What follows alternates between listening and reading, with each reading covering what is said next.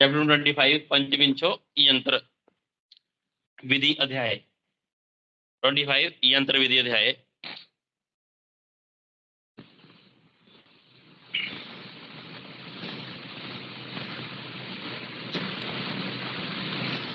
निकाल ली? हाँ जी सर। देखो सारा वही है जो हमने पढ़ लिया ऑलरेडी सारा, ठीक है। एक्स्ट्रा लिख भी लिया है कुछ कुछ, एक बार पता होना चाहिए किताब में कहाँ पे क्या लिखा हुआ है, ठीक है। स्वस्तिक यंत्र 18 अंगुल के होते थे। श्लोक नंबर 5 में बोल रहे हैं अष्टादश अंगुल आयाम सामान्यानि। नॉर्मली जितने भी स्वस्तिक यंत्र है 18 अंगुल के होंगे। मसूर आकार पर्यंते कंठे बद्धानी कील के, मसूर के आकार का एक कील लगा हुआ होगा। तो काम क्या होता है इनका? अस्थि संलग्न शल्य आहारण इच्छते, अस्थि प्रदेश में शल्य हो उसको निकालने के लिए इसका प्रयोग किया जाता है। दंश षोडश अंगुलो, ठीक है, 16 अंगुल के होते हैं ये। तो क्या कह रहे हैं यहाँ पे? हमने देखा संदंश 2 प्रकार के थे। कौन कौन से? सनिग्रह अनिग्रह। ये क्या बोल रहे हैं इसको? कीलबद्ध विमुक्त अग्रे, एक जिसमें कील लगा हुआ होगा एक में कील नहीं लगा हुआ होगा। त्वक सिरा स्नायु पिशित, पिशित कहते हैं मांस को, ठीक है। यहां से शल्य अपकर्षणो, शल्य निकालने के लिए संदंश यंत्र का प्रयोग किया जाएगा। नंबर 8 देखो, संदंश। संदंश में क्या बोल रहे हैं? षड अंगुलो अन्यो, एक 6 अंगुल का अलग ही संदंश यंत्र है, ठीक है। क्या कह रहे हैं? ये तो हमने पढ़ ली 2 प्रकार के संदंश होते हैं। यहां बता रहे हैं कि ऊपर वो स्पेसिफिकली श्लोक में बोल रहे हैं, हिमानी कल आपने बोला है 4 बोले क्या? ये देखो, बद्ध कील विमुक्त अग्रो संदंशो, डबल ओ आया है। संस्कृत वर्ड में डबल ओ होता है प्लूरल के लिए, यहाँ पे 2 चीजें हो। संदंशो मतलब संदंश 2 प्रकार का ही है, ठीक है। फिर वो कह रहे हैं कि षड अंगुल अन्येभ्यो, एक अलग प्रकार का भी होता है कोई जो 6 अंगुल लंबा होता है। हरने सूक्ष्म शल्य उपपक्षमान, मतलब हरने सूक्ष्म शल्य को निकालने के लिए प्रयोग किया जाता है उपपक्षम नाम। उपपक्षम नाम मतलब एक्स्ट्रा आईलैशेस हो जाएं, ठीक है, उसके लिए प्रयोग किया जाता है। उसके बाद देखो मुचुंडी यंत्र। मुचुंडी, मुचुंडी सूक्ष्म दंत जंतुर्मूले रुचक आभूषणम।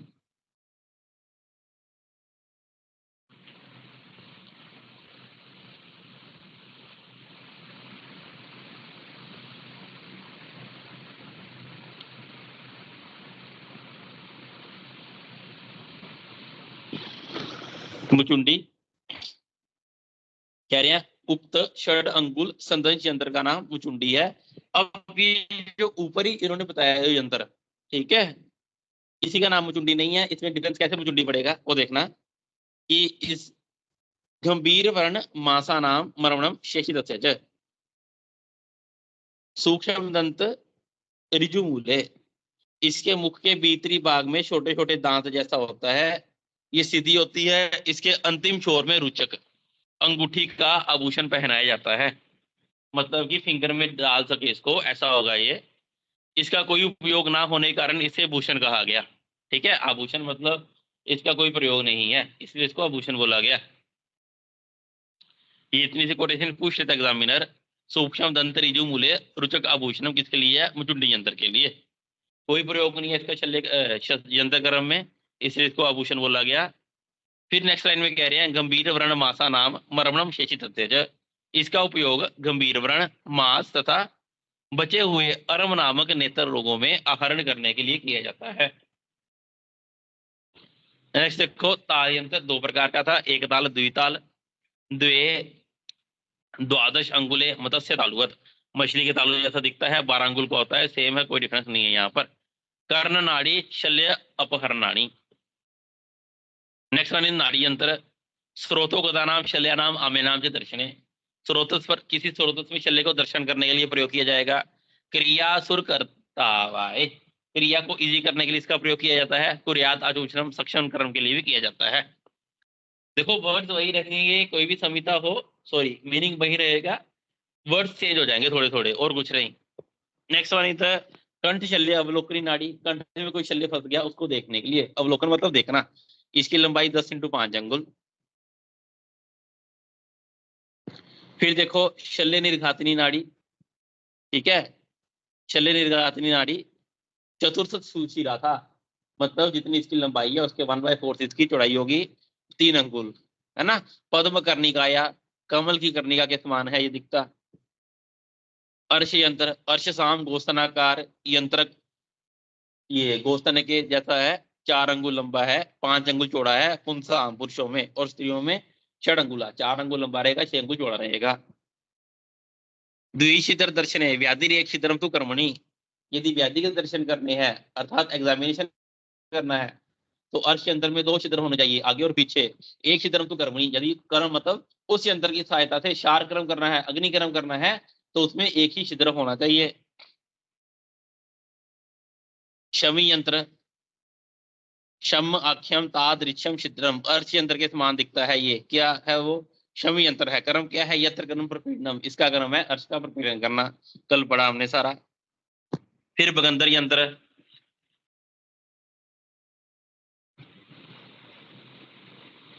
सर्वथा अपनेद ओष्ठम छिद्राद ऊर्ध्वे बगंदरे, शम यंत्र के समान इसके ऊपर एक छिद्र लगा हुआ हो।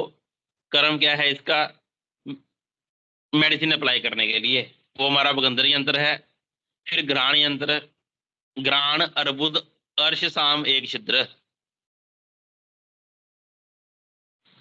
नाड़िया 2 अंगुला परदेशनी परिणाही, 2 अंगुल लंबी नाड़ी होनी चाहिए, मोटाई कितनी होनी चाहिए, परदेशनी अंगुल की जैसी। स्याद बगंदर यंत्रवत, ये जो घ्राण यंत्र है, लिख लेना, कल शायद नहीं लिखवाया था।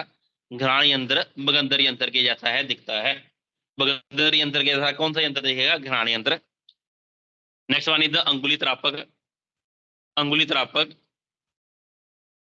अंगुली त्रापकम दंत वाक्षम व चतुर अंगुलम द्विशिद्रम गोस्तनाकारम, ये जो अंगुली त्रापक यंत्र है इसमें भी 2 छिद्र होते हैं, आगे पीछे, और गोस्तनाकार, गाय के स्तन के जैसा दिखाई देता है।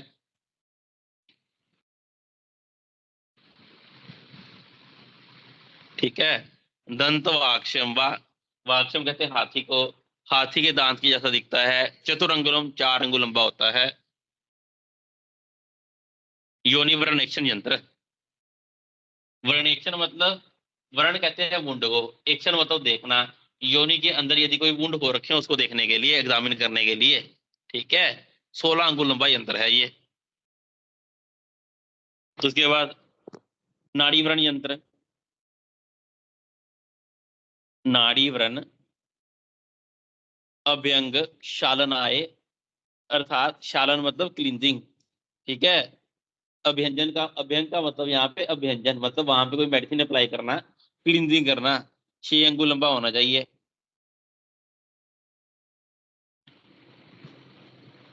श्रृंग नाड़ी 26, त्रय अंगुलाय बवेद श्रृंगम आचूषणे अष्टादश अंगुलम,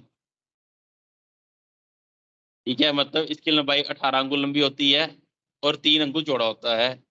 अग्रे सिद्धार्थ छिद्रम, इसके अग्रे पार्ट में सरसों के दाने के जैसा छिद्र होता है, सिद्धार्थक छिद्र। पुरुषों में जो उत्तर बस्ती होते हैं उसका छिद्र भी सिद्धार्थक छिद्र है। नेक्स्ट देखो, तुम्बी यंत्र, स्याद 12 अंगुलो, 12 अंगुल लंबा होगा, तो 18 अंगुल या फिर 18 अंगुल लंबा होगा। चौड़ा कितना है, आइदर 3 अंगुल या 4 अंगुल, ठीक है। दीप्तो अंत श्लेष्म रक्त हरित, वेरी इंपॉर्टेंट, इतनी कोटेशन पूछ रहा था एग्जामिनर, दीप्तो अंत श्लेष्म रक्त हरित।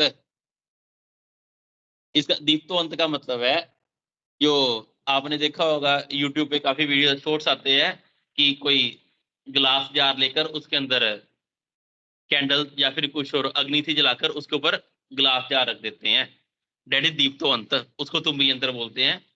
ठीक है, अंदर कोई अग्नि दीप्त करनी है, श्लेष्मो रक्त हरित, कफ विकार और रक्त विकार का नाश करने के लिए प्रयोग होता है। नेक्स्ट वन इज घटी यंत्र, तुम्बी यंत्र के समान है, इसका फंक्शन है गुल्म विलयन और उन्मनेय। क्या है? शलाका यंत्र आचार्य से 28 बोले, हमने बड़ी डिटेल में पढ़े ये, है ना।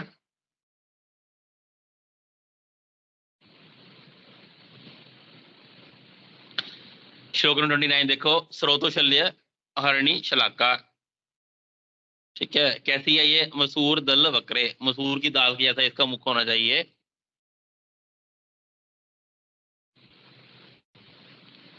फिर शेष शंकु यंत्र है हमारे पास। कौन कौन से शंकु हैं ये भी हमने कल पढ़ लिए थे।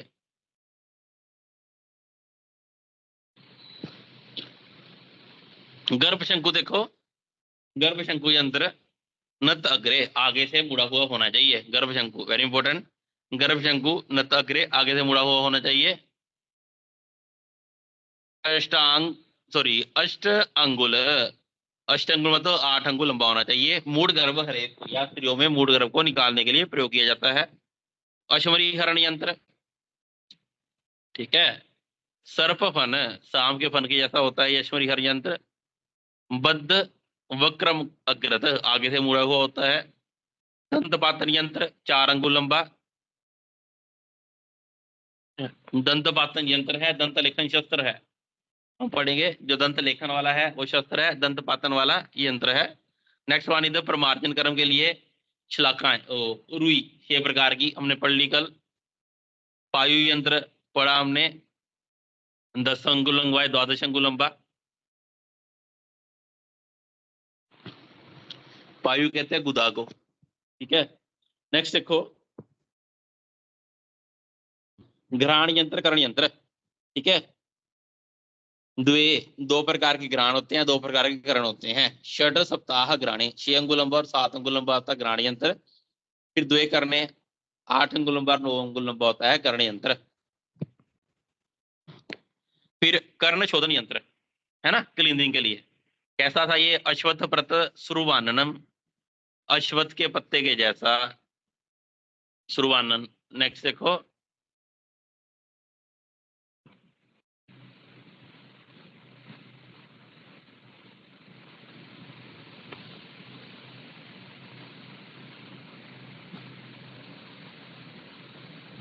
शिलाका यंत्र, हमने शिलाका पढ़ी थी, जाम्बोष्ठ शिलाका, तो वही यहाँ पे बता रहे हैं। शिलाका जम्बोष्ठा नाम शारग्नि पृथक पृथक त्रयम, 3 प्रकार की अलग अलग शिलाकाएं होती हैं। ये शिलाका कैसी है? कोलस्थी दल तुल्या, कोलस्थी के जैसी दिखाई देती हैं। नासा अर्श अर्बुदाकृत, नासा प्रदेश में अर्श हो जाए अर्बुद हो जाए वहां पे दाकर्म करने के लिए प्रयोग किया जाता है इनका। ये सब पढ़ लिया है सुश्रुत में, कुछ अलग है तो बता देता हूँ। यहाँ देखो 39 में अनुयंत्र, ठीक है।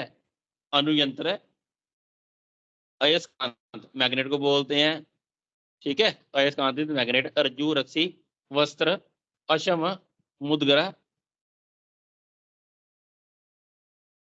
फिर आंत्र जीवा बाल शाखा नख मुख द्विज काल पाक कर पाद भय हर्ष तत्क्रिया उपाय। मेरे कहने का मतलब है यहाँ पे चार्य भागवत ने कहीं पे नहीं बताया कि इतने होते हैं इतने ही होते हैं, ठीक है। चार्य चरण ने स्पेसिफिकली बोला है, ठीक है। भागवत ने कहीं पे नंबरिंग नहीं दी तो कभी क्वेश्चन नहीं आएगा भागवत ने कितने बोले, खुद से काउंट करते रहो, वो गलत बात है। जिस श्लोक में नंबरिंग दी है फिर वही नंबरिंग याद रखनी है, ठीक है। और भागवत ने एक्स्ट्रा इनको अनुयंत्र में बोला है, जिसको आचार्य सुश्रुत ने उपयंत्र कहा। काल पाक भय हर्ष,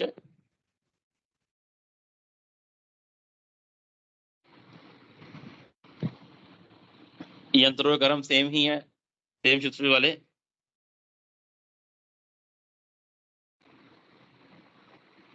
यंत्रेशु कंकमुख प्रदान और प्रदानतम हस्त रहेगा।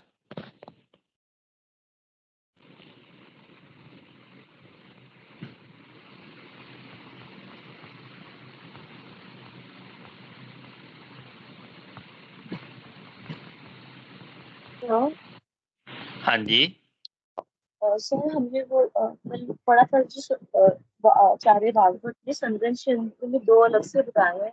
एक तो जो 16 का नंबर मुचुंडी यंत्र, हाँ। तो यहाँ पे खाली लिखा है कि मुचुंडी यंत्र उसी के एक आता है संदन। क्या लिखे है, क्या बोल रहा है? ये जो मुचुंडी यंत्र है वो संदर्श यंत्र का पार्ट है।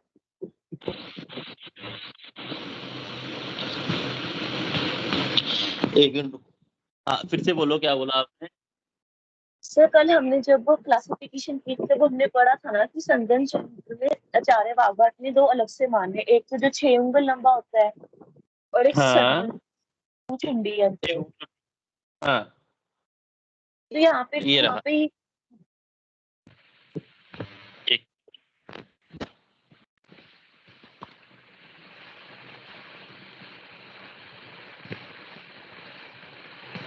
ये देखो संदर्श यंत्र श्लोक नंबर 7। कीलबद्ध विमुक्त अग्रो, एक तो कील लगा होगा, एक में मुक्त होगा। ठीक है, संदंशो दो प्रकार का संदंश होता है, एक में कील लगा हुआ, एक में कील नहीं लगा हुआ। ठीक है, उसका काम क्या है? त्वक सिरा स्नायु पीछे कहते हैं मांस को, मांस से शल्य को निकालने के लिए। फिर देखो संदंश के अलग से बता रहे हैं वो। ठीक है, आप हिंदी में मत देखो संदंश के वेद, वो ऐसे बोल रहे हैं षड अंगुलो अन्यो, एक अन्य होता है 6 अंगुल का। ठीक है, जिसको संदंश यंत्र के अंतर्गत रखा। हरणे, जिसका कर्म है सूक्ष्म शल्य उपपक्षमाण। यही पूछ रहे हो ना आप? हाँ जी सर। हाँ, तो फिर डाउट क्या था? कि मुचुंडी यंत्र का तो परफेक्ट नहीं आया ना। मुचुंडी नीचे लिखा हुआ है ना नंबर 9 में। मुचुंडी सूक्ष्म दंत ऋजु मूले रक्ताभूषणम। जो ऊपर है उसको कोई नाम नहीं दिया, जो 6 अंगुल लंबा है। ठीक है, नीचे वाले को मुचुंडी नाम दे रहे हैं। मुचुंडी सूक्ष्म दंत ये कहाँ ऋजु लिखे मूले। है? क्या बोल रहे हो? लेकिन ये तो नहीं लिखा हो ना कि जो मुचुंडी है वो संदंश में आता है। अरे हम तंत्र युक्तियां पढ़ेंगे ना आगे जाके, तो इसका यही मतलब है, संदंश का वर्णन चल रहा है। ठीक है, संदंश वादमार्ग पढ़े ना हमने, अतीत काल पूर्व पक्ष। जो बात पहले कहनी चाहिए तभी कहनी चाहिए, अगर बाद में बोलिए तो भी गलत हो जाती है ना। और जिस समय किसी से झगड़ा हो तभी जवाब दे देना चाहिए, हम घर आके सोच रहे थे यही बोल सकता, यही बोल सकते थे। तो यहाँ पे वागवट जी बात किसकी कर रहे हैं? संदंश की बात कर रहे हैं यहाँ पे। ठीक है, ऊपर देखो, कालबद्ध काल विमुक्त अग्रे। तो उसके बाद बता दिया कि 6 अंगुल लंबा संदंश होता है। षड अंगुल अन्यभ्यो हरने सूक्ष्म शल्य उपपक्षमाणाम। उसका फिर से बोल रहे हैं, मुचुंडी का वर्णन कर रहे हैं। ठीक है, अब आप हिंदी में मत जाओ, हिंदी में लिखा हुआ उन्होंने, उक्त षड अंगुल संदंश यंत्र का नाम मुचुंडी है। ऐसा श्लोक में कहीं नहीं लिखा हुआ। मुचुंडी सूक्ष्म दंत ऋजु मूले रक्ताभूषणम। ठीक है, एक मुचुंडी यंत्र है। ठीक है, जो कैसा है? सूक्ष्म दंत है, छोटे छोटे दांत है, ऋजु मूल है जिसका। ऋजु मूल मतलब स्ट्रेट होगा जिसको रूट से, और रक्ताभूषणम रुचक भूषण, रुचक वर्ड से मतलब गोल होगा। ठीक है, रिंग जैसा हाथ में डालने के लिए आभूषण के प्रयोग में आता है ये। तो उसके बाद किसकी बात चल गई? फिर ताल यंत्र की बात चल गई। ठीक है, अब सारे ताल की बात करेंगे। अब यहाँ पे बीच में जो उन्होंने बताया यंत्र होंगे हमारे पास है स्वस्तिक, संदंश, ताल, शलाका और नाड़ी। पहले स्वस्तिक का वर्णन सारा स्वस्तिक का ही चल रहा है, फिर संहिता में संदंश का वर्णन, फिर संदंश की ही बात चलेगी। इसके बीच में यदि एक दो श्लोक और भी होते, उसके बाद यदि ताल यंत्र का वर्णन आता, तो वो भी श्लोक सारे संदंश को ही रेफर में जाते हैं। समझे? Yes sir. हाँ, ठीक है, इसी के लिए आए हैं ये, संदंश के लिए ही, अलग से नहीं है ये। ठीक है ना?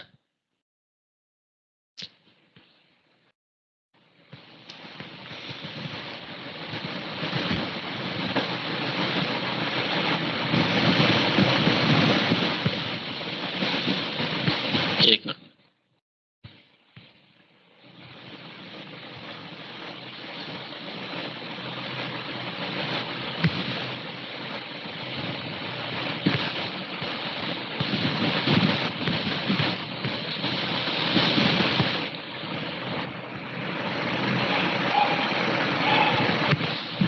तो क्या कह रहे हैं समझ में?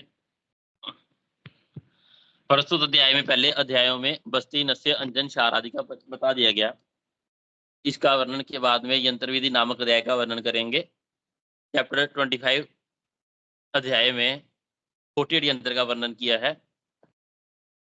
ये बोल रहे हैं पंचविंशोध्याय, इस चैप्टर में 48 यंत्रों का वर्णन किया। ठीक है, विमर्श वाले। आगे देखो, इसका प्रयोग विविध प्रकार के रोगों की चिकित्सा के लिए किया जाएगा। वृत्त वाक्वण्य अष्टांग संग्रह सूत्र सान्वय यंत्र असंख्य बोले। ठीक है, वृत्त वाक्वण्य यंत्र असंख्य बोले, याद रखना। मैंने कल शायद वागवट लिखवाया होगा वहां पर। वृत्त वाक्वण्य यंत्र असंख्य बोले।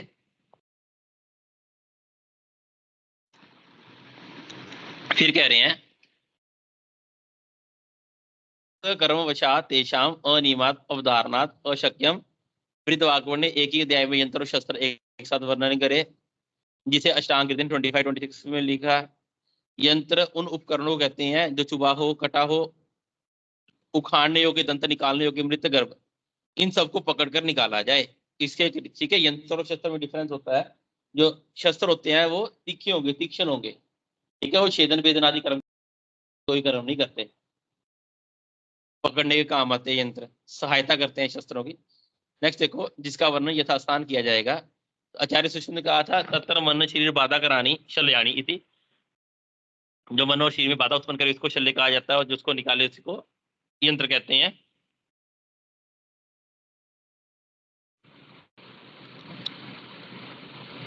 फिर नाना विधिना नाम शल्यानाम नाना देश प्रविधिनाम आहरितु उभयोपायो यंत्राद्यम यत दर्शने। शरीर के विभिन्न भागों में विभिन्न गड़े हुए चुभे हुए शल्य जो कष्ट पहुंचा रहे हैं उसको निकालने का जो उपाय है उसे यंत्र कहते हैं। अर्शप गंधर आदि को दिखने में सहायक को उसे यंत्र कहते हैं। शस्त्रशार अग्निकर्म का प्रयोग करते समय, शेष अंगों की सुरक्षा करते समय यंत्रों की सहायता लेनी पड़ती है। बस्ती आदि कर्म को करते समय जो भी हम इंस्ट्रूमेंट्स यूज करते हैं वो सब यंत्र ही हैं। गटिका यंत्र, लाभु श्रृंग, औषधिदार यंत्र, अनेक रूपाणी कार्याणि यंत्राणी विविधानि अन्यत विकल्प प्रयोग्येत। अलग अलग रूप के दिखे हुए अनेक प्रकार के बने हुए, ठीक है, अपनी विवेक बुद्धि के अनुसार भी इनको बना सकते हैं, प्रयोग कर सकते हैं, ये सब यंत्र है। यथा स्थूलम तो वक्ष्यते। यथा स्थूल का मतलब है ब्रॉडली, मोटा मोटा हम एक्सप्लेन करेंगे। ठीक है, यथा स्थूलम च वक्ष्यते। आचार्य सुश्रुत ने 101 बताए स्पेसिफिकली। अब कभी अष्टांग ने बताया नहीं यंत्र कितने होते हैं, कहीं पे भी नहीं बोला है कितने होते हैं। तो ऐसा क्वेश्चन कभी नहीं आएगा वाग्वर्ण यंत्र कितने बोले। यदि आता है वाग्वर्ण यंत्र कितने बोले, उसका मतलब वृत्त वाग्वर्ण की बात कर रहे हैं। अष्टांग संग्रहण यंत्र कितने बोले, ठीक है, उन्होंने स्पेसिफिकली बोला है असंख्य होते हैं। ठीक है, आचार्य सुश्रुत ने बोला 101 होते हैं, स्वस्तिक, संतति, ताल, नाड़ी, शलाका, उपयंत्र। आचार्य वाग्वर्ण ने स्पेसिफिकली लिखा है यथा स्थूलम वक्ष्यन्ते। यथा स्थूल का मतलब क्या है, मोटा मोटा हम बताएंगे, ब्रॉडली। ठीक है, जो बड़े फेमस है, बहुत ज्यादा यूज होते हैं, उनके बारे में मैं बता रहा हूँ, कहीं पे नहीं काउंटिंग बताई। ठीक है, अगर बतानी होती यहाँ पे बता देते, नाड़ी इतने हैं, शलाका इतने हैं। जैसे दर्ल ने कहा मूल शलाकाएं भी होती हैं, सुश्रुत ने 28 बोली, तो कहीं पे भी नहीं बोला आचार्य वृत्त वाग्वर्ण, वाग्वर्ण ने नहीं बोला। तो ऐसा क्वेश्चन कभी नहीं आएगा। ठीक है, ये गाइडों में, किताबों में पता नहीं कहाँ से काउंटिंग कर रखी है, संहिता में कहीं नहीं लिखा हुआ ऐसा, नहीं आता है ऐसा क्वेश्चन।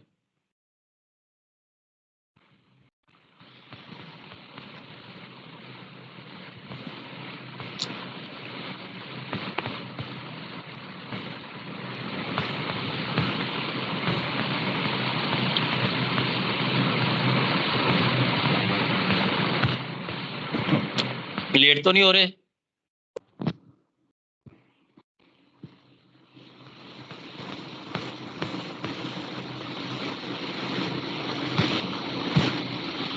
हेलो,